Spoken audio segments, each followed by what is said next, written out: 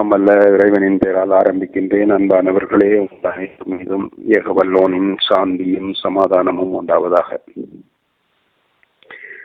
அஸ்ஸஹ்ரா முன்பள்ளி எவ்வாறு அபகரிக்கப்பட்டது, அது எவ்வாறு ஹிஸ்புல்லா முன்பள்ளியாக மாற்றப்பட்டது என்ற விடயத்தை நேற்று வரை அவ்வப்போது பல வரலாற்று நிகழ்வுகளோடு படுத்தி கூறியிருந்தேன்.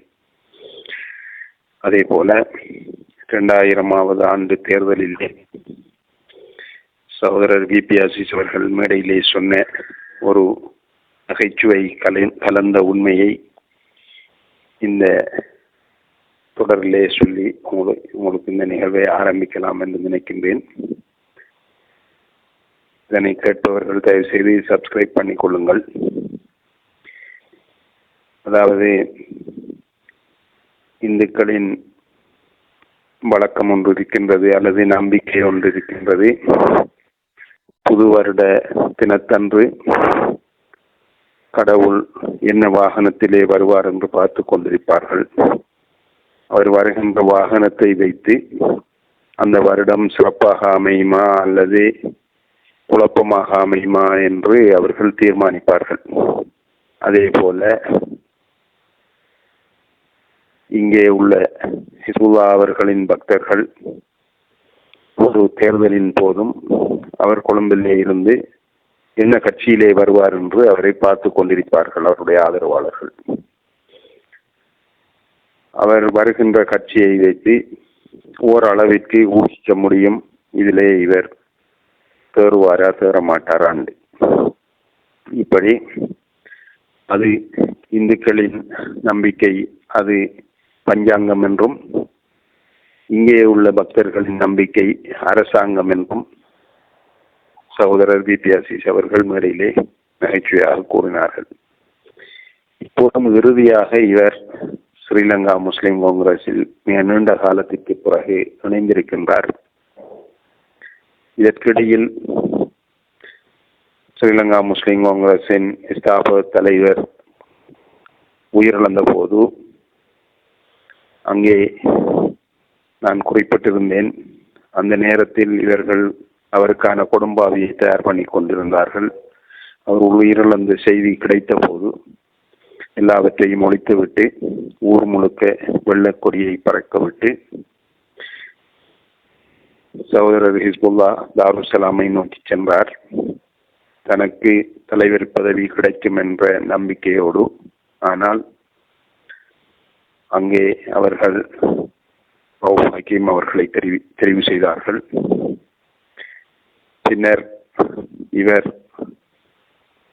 நான் தான் தலைவர் என்று ஒரு பிரகடனத்தையும் வெளியிட்டார். அப்போது இவரை ஆதரிக்கின்ற அப்பாவிகள் சொன்னார்கள், எங்களுடைய தலைவர் பார்த்து பார்த்து இருந்து போட்டு பூந்து தலைமை பதவியை பிடித்து விட்டார் என்று. ஆனால் அது செய்திகளில் மட்டும் சில நாட்கள் சொல்லப்பட்டது. அதற்கு பிறகு இவர் உரிய அந்த தலைமை பதவி என்னவானதோ தெரியவில்லை. இது இப்படி இருக்க, இவர் கடந்த கால, அதாவது 1989 ஆண்டு மார்ச் 9 இவரது பாராளுமன்ற பிரவேசம் இடம்பெற்றது. நான் ஏன் இந்த திகதியை இவ்வளவு தெளிவாக குறிப்பிடுகின்றேன் என்று சொன்னால், அன்றுதான் என்னுடைய திருமணமும் நடைபெற்றது. வேறு எந்த முக்கியத்துவமும் இல்லை அந்த திகதியை நான் நினைவில் வைத்திருப்பதற்கு.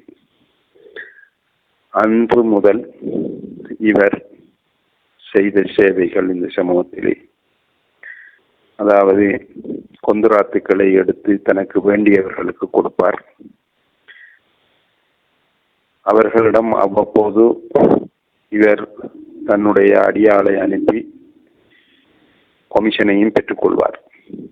இவர் கமிஷன் பெற்றதற்கு ஒரு கொந்துராத்துக்காரர் புதிதாக இவரோடு இணைந்தவர் எனக்கு அந்த விடயத்தை குறிப்பிட்டிருக்கின்றார். ஆனால் அந்த தானும் புதிதாக இணைந்த போது தன்னிடமும் கொமிஷன் பெற்றதாக அவர் எனக்கு குறிப்பிட்டார். அதையும் விட சிறந்த ஒரு உதாரணம், ஒரு முறை தேர்தலின் போது, அது 94 அல்லது 2000 என்பது எனக்கு சரியாக ஞாபகத்தில் இல்லை, ஒரு பொது தேர்தலின் போது இவர் ஒரு பட்டியலிட்டார், தேர்தலுக்காக செலவழிக்க வேண்டியவர்கள் யார் யார் என்று. அதில் கான்ட்ராக்டுகளை பொருட்படுத்தி செய்து கொண்டிருந்த மஜித் ஆஜியார் அவர்களுடைய பெயர்தான் முதலாவது இருந்ததாக அந்த வசூலுக்கு பொறுப்பாக இருந்தவர் பின்னர் தெரிவித்தார். மஜித் ஆஜியாரிடம் சென்று பட்டியலை காட்டிய போது, நான் என்ன பணம் வழங்குவது, நான் தான் அவருக்குரிய கமிஷனை அவ்வப்போது வழங்கிவிட்டேனே என்று மஜித் ஆஜியார் கூறியதாக தகவல் அறிந்து கொண்டேன். ஆகவே அபிவிருத்தி கொள்ளை கமிஷன் என்கின்ற பெயரிலே அபிவிருத்தி கொள்ளை இந்த ஊரிலே இடம்பெற்றிருக்கின்றது. அடுத்ததாக இவருடைய அபிவிருத்திகளில் குறிப்பிடத்தக்கது கலாசார மண்டபம். அதிலே இவரது பெயரை போட்டிருக்கின்றார். இவரது பெயர் எங்கெங்கெல்லாம் இருக்கின்றதோ அந்த இடங்கள் எல்லாம் பாலடைந்து செல்வதை அவதானிக்கக்கூடியதாக இருக்கின்றது. கலாசார மண்டபத்திற்குரிய நிதியும் ஸ்ரீலங்கா முஸ்லிம் காங்கிரசின் தலைவர் புனர்வாழ்வு அமைச்சுக்கு பொறுப்பாக இருந்த போது புனர்வாழ்வுக்கு என்று மக்களுக்கு கொடுப்பதற்காக வந்த நிதியைத்தான் இவருக்கு வழங்கி அந்த கலாச்சார மண்டபம் அமைக்கப்பட்டதாக ஒரு கருத்து பரவலாக பேசப்படுகின்றது. அதனைத் தொடர்ந்து சவுதி அரேபியர்களை கொண்டு 2 விடயங்கள் நடந்திருக்கின்றன. 2க்கு மேற்பட்ட விடயங்களும் நடந்திருக்கலாம். அதிலே அந்த 2 விடயங்கள் தற்போது பார்வைக்கு தெளிவாக இருக்கின்றன. அதில் ஒன்று வெற்றி கேம்பஸ் என்று சொல்லி அமைக்கப்பட்டிருக்கின்ற கட்டிடங்கள், அடுத்தது புதிய காத்தான்குடியிலே அமைக்கப்பட்டிருக்கின்ற அல்-அக்ஸா பள்ளி என்று சொல்கின்ற மொஹிதீன் ஜுமா பள்ளி என்று ஆரம்பத்திலே இருந்த அந்த இடம். இதிலே அல்-அக்ஸா பள்ளிக்கு என்று வந்த நிதி எங்கிருந்து வந்ததென்றும் எவ்வளவு வந்ததென்றும் இதுவரையில் கணக்கு காட்டப்படவில்லை. ஆனால் இவருக்கு நெருக்கமானவர்கள் கூறுகின்றார்கள், அந்த பள்ளிக்காக வசூலிக்கப்பட்ட நிதியில் 600 கோடி ரூபாவை காணவில்லையாம் என்று.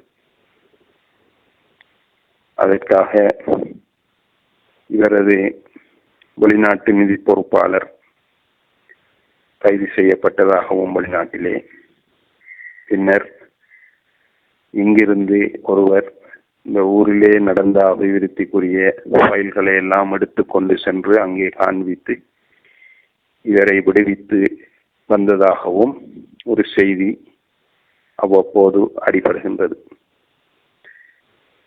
ஆகவே அபிவிருத்தி என்பதை பார்த்து மக்கள் பிரமிப்பதற்கு ஒன்றுமில்லை. அதே போல வெற்றி கேம்பஸும் அது ஒரு குடும்ப சொத்தாக பதியப்பட்டிருந்ததாக ஆதாரபூர்வமாக தேர்தல் மேடைகளில் புத்திஜீவிகள் தெரிவித்தார்கள். அதுவும் உங்களுக்கு ஞாபகம் இருக்கலாம். அடுத்ததாக அவ்வப்போது சில சிறிய சிறிய விடயங்கள், அரபிகளை அழைத்து வந்து இங்கே அவர்களை முதலீடு செய்ய வைப்பதற்கான சில முயற்சிகள் நடைபெற்றிருக்கின்றன. அந்த முதலீடுகளில் தன்னுடைய அடியாட்களை பங்காளர்களாக போட்டு அந்த அரபிகள் சில வேலை திட்டங்களை இடைநடுவில் கைவிட்டுவிட்டு, உதாரணமாக 10 கோடி உரிய வேலை திட்டம் என்று சொன்னால் 5 கோடி செலவழிக்கின்ற போது இங்கே சகோதரர் ஹிஸ்புல்லா அவர்களால் நியமிக்கப்பட்ட அடியாட்களின் நடவடிக்கைகளை அவதானித்த அரபிகள் அடுத்த 5 கோடியும் நமக்கு லாபம் என்று நினைத்து இந்த நாட்டை விட்டு சென்ற விஷயங்களும் நடந்திருக்கின்றன. இப்படி இவருடைய அபிவிருத்தியை பற்றி நாம் அடுக்கடுக்காக கூறிக்கொண்டே செல்லலாம். எது எப்படி இருந்தாலும் இந்த மக்களின் கல்விக்காக இவர் என்ன செய்திருக்கின்றார் என்று யோசிக்கின்ற போது கல்வியை வீழ்ச்சியடைய செய்வதற்கான நடவடிக்கைகள் நடந்திருக்கின்றனவே தவிர கல்வியை வளர்ச்சியடைய செய்வதற்கான எந்த நடவடிக்கைகளும் இடம்பெறவில்லை. அதாவது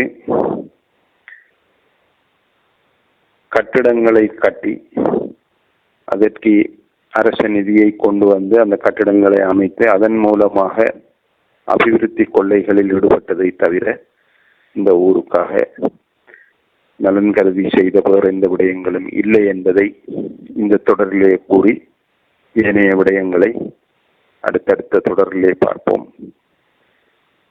அதுவரை விடை பெற்றுக் கொள்கின்றேன். இன்ஷா அல்லாஹ். நன்றி.